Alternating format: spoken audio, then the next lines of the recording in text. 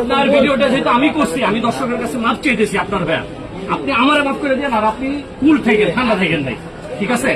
আপনি আমার রাগ করেন না ভাই, ভিডিওটা আমি কষ্ট ভাই, আমার 13 লক্ষ টাকার মাল ভাই, কষ্ট ভাই, আমি বিক্রি করতে পারছি ওনার ঘরে খাবার নাই, মানে ভালো করে খাবে।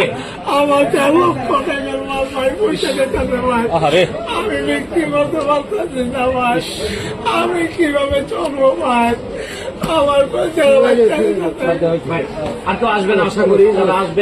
যারা আসবে তারা এক মায়ের জন্ম না, আমি মনে করবো। আর যদি আসে না, ডেফিনেটলি না, একটা মানুষকে বাঁচতে দিবে না, সে কি মানুষ?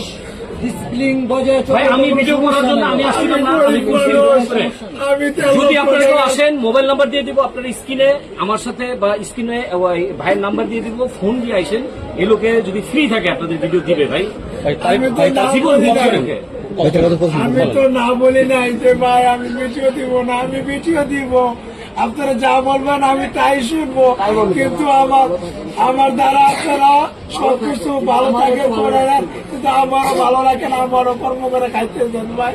আমার 1.5 লক্ষ টাকার মাল ভাই বইতে যেতেছে, এদিকে এটাই দিব ভাই, এই 1.5 লক্ষ টাকা আমি কই পাবো ভাই? আমাকে বলেন ভাই, এই 1.5 লক্ষ টাকা মাল ভাই বইতে গেলে আমার কে দিব ভাই? 1.5 লক্ষ টাকা কে দিব ভাই? আপনারা কেউ ছবি তুলতে আইসেন না। আপনার কাছে অনুরোধ ভাই।